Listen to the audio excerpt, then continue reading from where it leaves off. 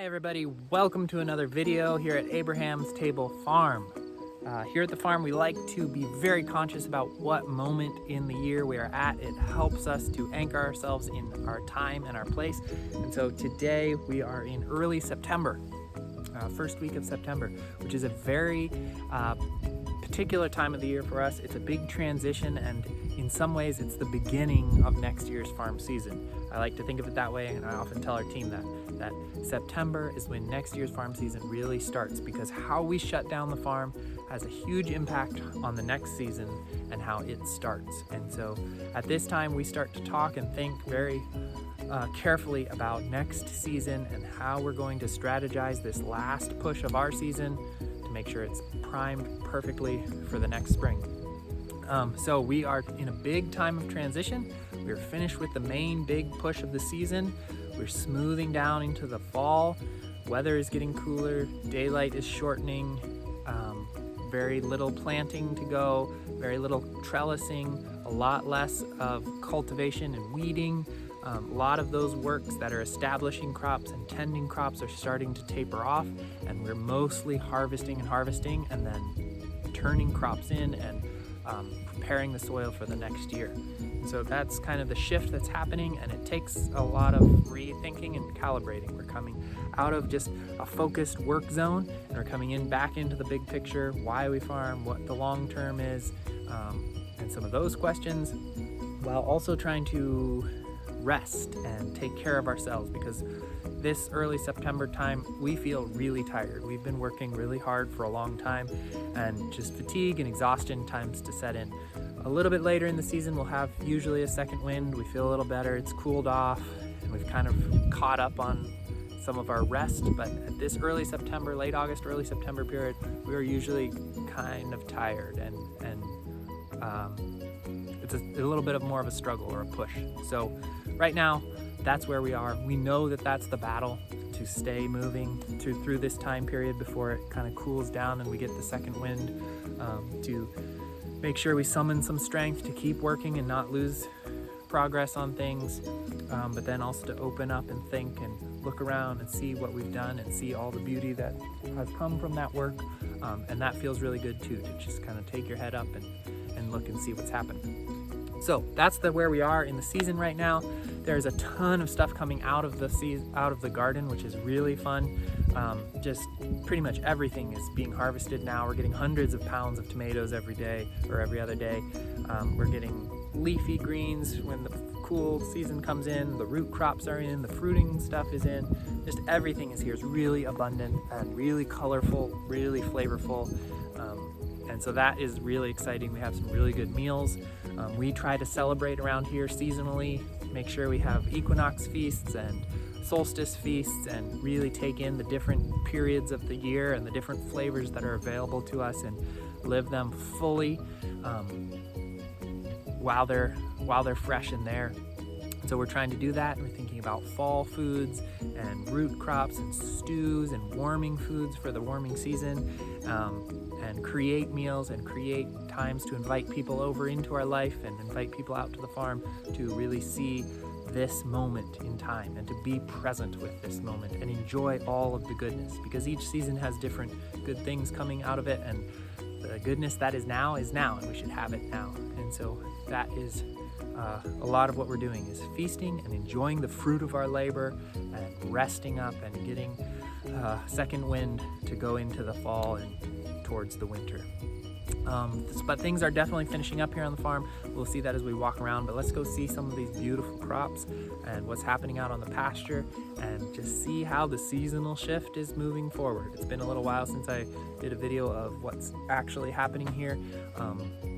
And sometimes it feels like it's the same thing every day and kind of a slog, but then there are times when you lift your head up and you look around and you think, wow, things have changed.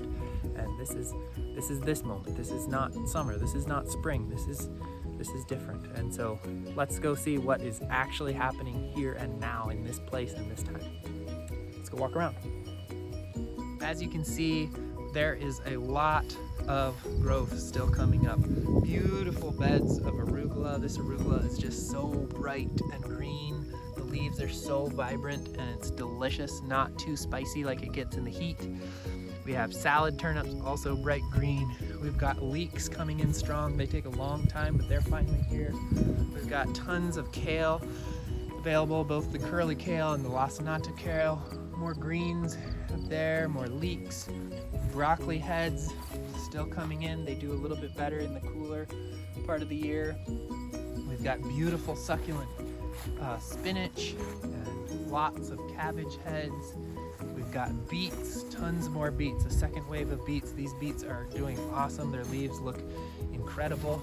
The roots you can see are developing underneath. Pulling out a few beds. We're not really planting much more anymore. These carrots will be the last late carrots of the season. More turnips, parsley, celeries. We've got dill. Up there you can see the dill flowers. Those are good for picklers, anybody who's doing pickling. The tomato plants are doing awesome. Little greens plantings are still coming up. These will be all of our latest fall crops. Zucchini, the last of the zucchini, salad mixes, chards. Parsnips here being pulled out slowly. The tomato tunnel is still going. These tomato plants, as you can see, are growing pretty well. The bottoms are pruned off and they've got a lot of fruit still coming on them. Like I said, we are harvesting hundreds of pounds every week off of these plants. We got 2 tunnels full of tomato plants that are all doing pretty healthy. None of them are really succumbing to disease or anything, which is great. Pepper plants with bright red peppers on them, also doing well, getting pretty tall. Tons of fruit coming out of these tunnels, and that's really exciting that it's getting so late in the season and there's no disease on them. Often tomato plants late in the season do succumb to some disease, but ours are now pretty old and still very healthy. We're having a little trouble with our carrots. You may have noticed the greens on the top aren't doing so well, so that's a little bit annoying, but we still got tons of carrots and the roots are delicious. Lots of cabbage, lots more carrots, more cabbages. Onions are drying down. You can see a lot of our red onions here. The tops have all dried down. Those are going to be pulled out and cured for storage. We got fennel, make some amazing fennel crop stuff. We're pulling, this used to be a sea of onions, and we're pulling them all out to cure them in the greenhouse for storage so that we have food all winter. And then you can see these tunnels that used to have cucumbers in them have all been ripped out and replaced with little greens. So these, once it gets colder, the sides will come down. We'll close these up and they'll have greens later into the fall.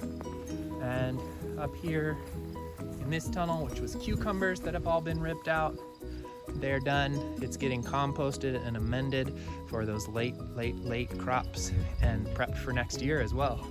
So we're putting down a lot of compost. The winter squash is down there, still growing. Got a couple more weeks before the frost.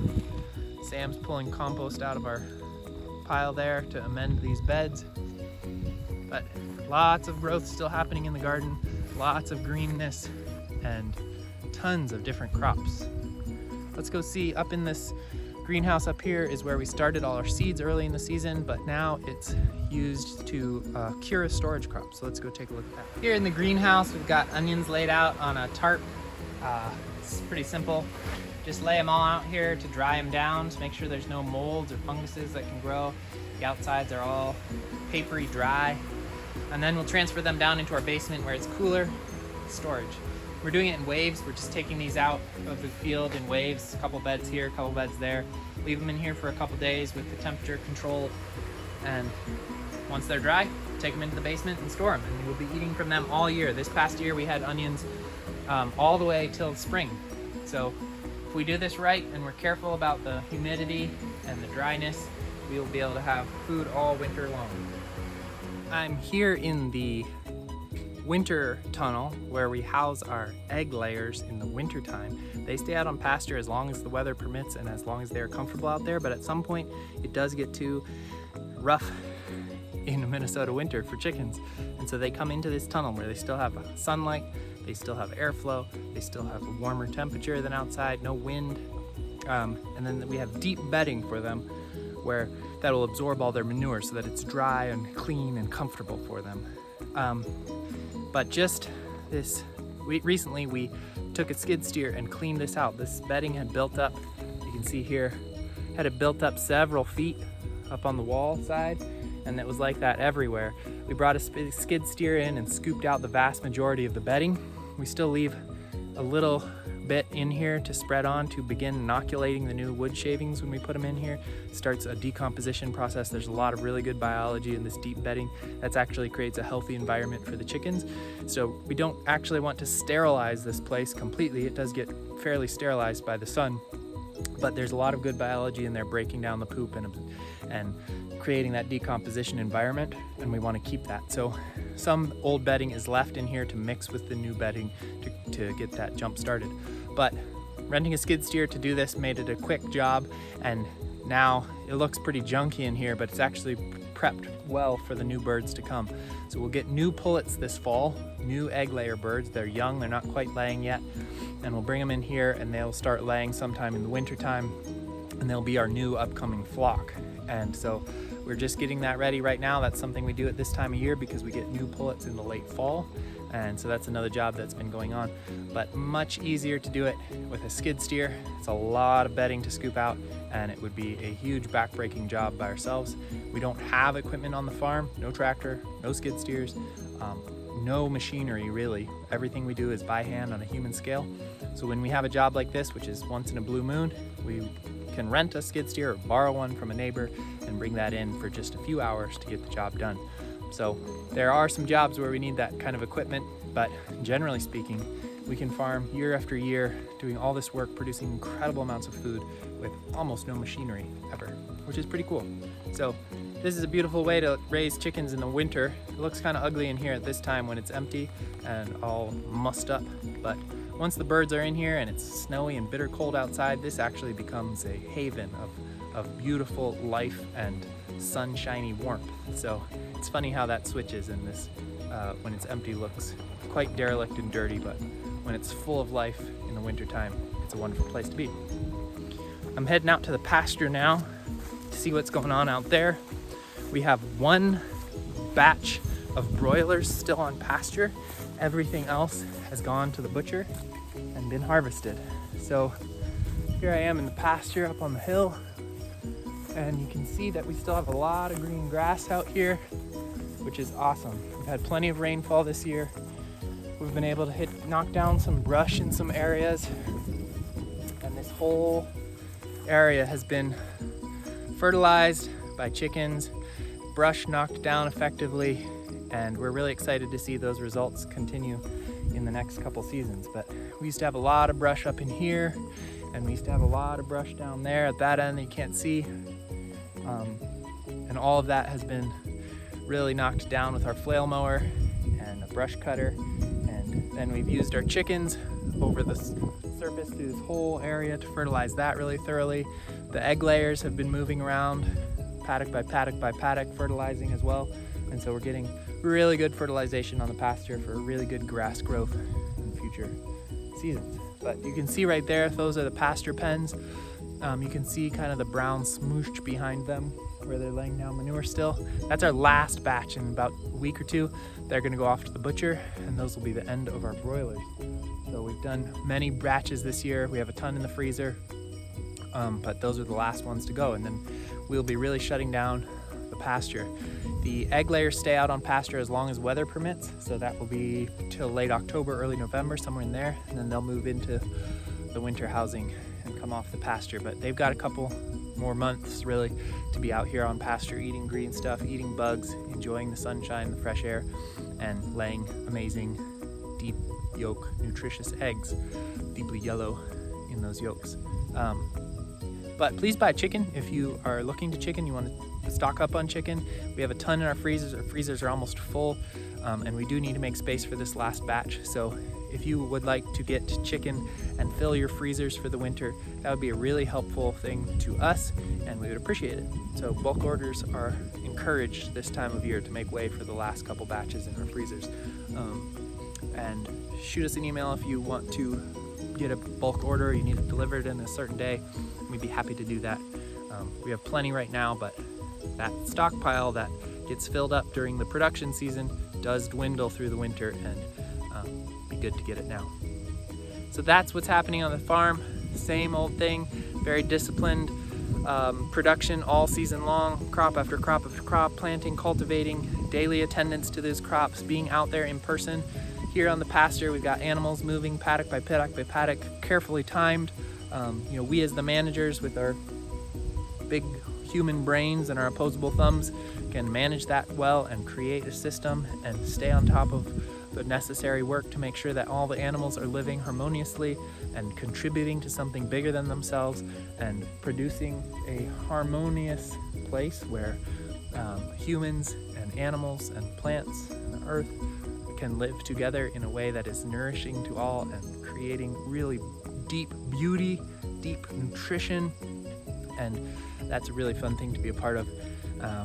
But it is tiring, it does take work, and so at some point we are glad to take a break, and we're heading into that break season now, the winter time. But there's a little more push. We need to get a little more sales out the door.